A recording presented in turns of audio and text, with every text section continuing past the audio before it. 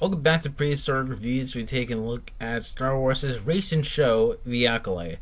Wasn't growing up with a lot of Star Wars, at least back in the days where uh everybody very much was knowing of Star Wars. So it was kind of just a first for me, at least 2 years ago, where I kind of finally started to do a binge of the whole Star Wars kind of like timeline within because I had like a subscription on Disney Plus, and I basically wanted to see exactly what was exactly the hype about it. I mean, I did it with Marvel. I did it so I can just do it again with Star Wars. And I gotta say, it was actually a fun journey to do so because I really enjoyed a lot what they were able to do with this property and why so many people held onto it to such a high degree. I obviously love the original trilogy. I like the prequels. The sequels are kind of been meh. The solo movie it's been like a fun kind of like space adventure, and I like Rogue One as well as like kind of its own little sector of like for its people. And as for like a lot of the like animated shows, my favorites have honestly just been like Clone Wars, Rebels, and The Bad Batch. I absolutely love those. They end up adding so much expansive stuff to Star Wars that has really honestly never been done before, and they really nailed it out of the ballpark. And even Disney sometimes also very much makes some good stuff, such as like stuff like The Mandalorian and Andor, which I absolutely love, honestly. And the entirety of the franchise has always just been something that has always kind of just piqued my interest, and I very much kind of didn't regret seeing all of it, including stuff that were considered to be very much just garbo, doo-doo butter, and all that. So now we have the most recent one that is the Acolyte, the newest one out of it, which is contains of basically of the High Republic era, and basically just the Jedi are at the peak of like their power and and everything, and the show itself does not lend itself into any favors that makes it entertaining. But I want to get out my only few positives of this show. I do like some of the actions in the Acolyte.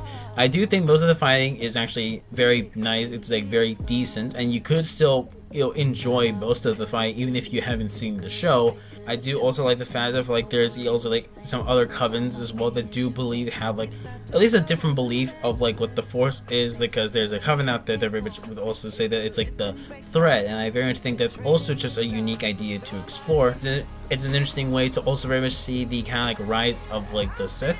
It's an interesting look to see of what the Jedi kind of like were at a time where very much they almost thought that they were basically just the rulers and just basically the people that ran the world. And that's the only positive I can even remotely give of this show. And it's basically all the other aspects that they do add into it.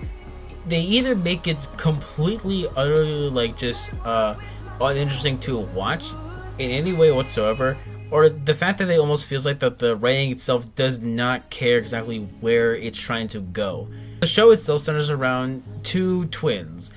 I'm not even good. That's not even a spoiler. They literally reveal it in episode 1.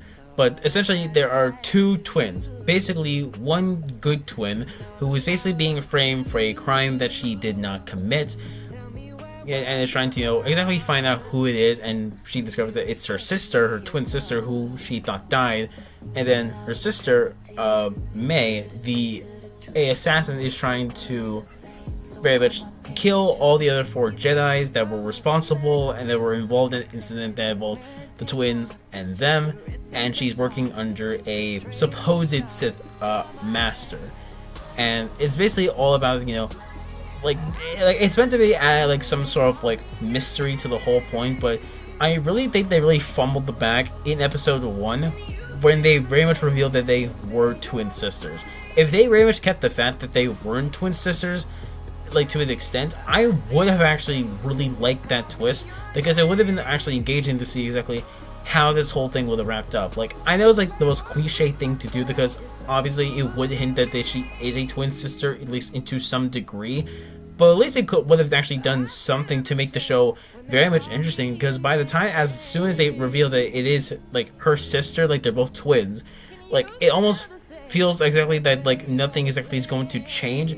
And it's most of the story has basically just them trying to track down one another, see who's kind of gang to one another, and then by the end it's just trying to unite them again multiple times over and over again, and it just feels like it's just not progressing anywhere, or it's like we can't even figure out like what the ending of it is basically supposed to be. Writing in this show just feels kind of like a block of wood, and even the acting also is just very wooden sometimes.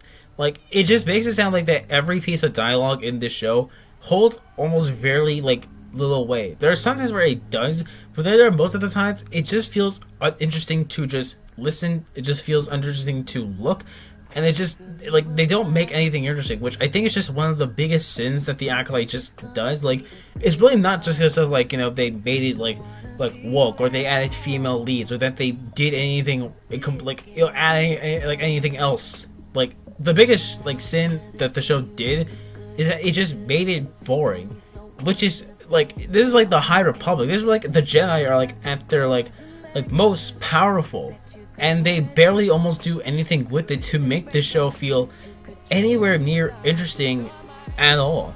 Like, the twins themselves, like, even though that despite they're like the main like people that we were supposed to focus, they're not interesting characters in any way whatsoever. Like, Osha is like, you know, the good, like the supposed good twin that very much left the Jedi Order when she was trying to, like, you know, when Master Soul tried to get her to be her apprentice, but she failed because she couldn't control her emotions. Basically walked away from that whole thing and just didn't want to become a Jedi in that regard. Like, she wanted to, but she was obviously failed. Osha very much also believes that the Jedi are basically just, you know, corrupting people and like getting, you know, like corrupting her sister in such a way, and like she, like, her motivations may it ends up flip-flopping so much because like she doesn't care if her sister is alive to like the extent, but like Osha also doesn't care that her sister is also alive, and then May starts to very much say like, this changes everything. I'm going to, like, you know, turn myself into the Jedi and face the, you know, the consequences. It's like it just feels like there was no consistency within any of its writing sometimes, and it just feels like it was like meant to like go somewhere. Like, feels like there were like parts of it like there was like missing to like some degree, and they were just like not well thought out. And like, that's kind of how I feel with like the entire script. It just feels like it was like the first draft that they picked, and they didn't consult with anybody to maybe double check and see how well it could be executed. Because Leslie Headling, the person who is behind the show, basically was supposed to be inspired by the film of Rashomon. It's a story. It's basically a samurai story that's meant to be told in two different perspectives to get the full story. And she also has very much read stuff of like Star Wars Legends.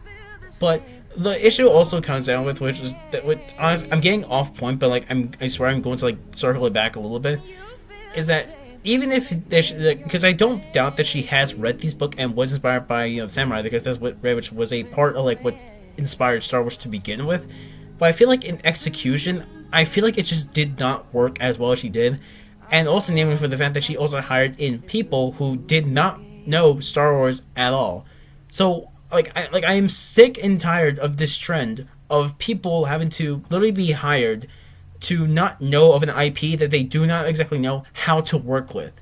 Like I don't know why that this is such a common thing to always do, and I legitimately do not understand why at all. A lot of the supporting characters in the show, they're practically all meaningless. Like, Yort and Jackie, they basically only have like one or two like personality traits. Is that like Yort is just the cool sleek Jedi, and Jackie is kind of more just like the more worm type of like Jedi, where she doesn't exactly stray away from the rules.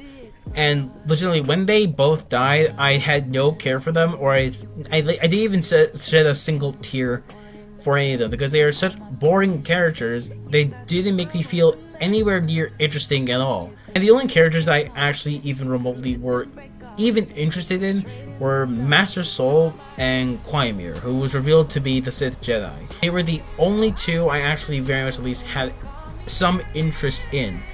And Master Soul, at least to the extent he very much is meant to be the side of the Jedi that very much was meant to at least do some good, but very much ended up doing bad, which ended up causing a lot because he very much had his emotions, which Jedi are not supposed to have, and very much he wanted his desire for a Padawan for Osha very much got clouded, and it very much ended up making to a mistake that he very much could not undone, and it ended up twisting his mind to a certain degree where he kind of just feels regretful on that fateful day. As for Quimir, his reveal was probably the most obvious of the bunch. He very much is interesting because he doesn't call exactly himself a Sith, which he is most indicating that he is a Sith, but he also doesn't call himself to that extent. The episodes where they're kind of just him are probably the more interesting ones out of the bunch, because it very much at least gets into some level of intrigueness to him. Overall, The Acolyte is just a extremely boring show to watch, and it will just basically just cure your narcolepsy even if you do watch it. There are some decent aspects of the show that I very much can say that are not exactly downright horrible or basically inoffensive to an extent, but it really just not holding itself any favors. And if they do end up doing a season 2, I wouldn't exactly be remiss on actually watching it and seeing it if they are willing to actually improve on the actual product. But considering how its first season is literally so low, it literally beat out on the Star Wars Holiday Special, I don't think there will ever be a season 2 ever again, unless somehow it manages to pull it off and they are actually willing to go for a season 2. So giving The Acolyte a rating, I'm going to give this thing a 45%. I really just do not think that this show was anywhere near as entertaining as it should be. And while it's not the worst show that I have ever seen in my life, it really is just one of the most boring and the most least fun I had with this show. And who knows, maybe I'll be wrong within the season 2, maybe they will actually improve on the whole thing. I'm willing to be surprised. So yeah, that's really about it. Bye bye.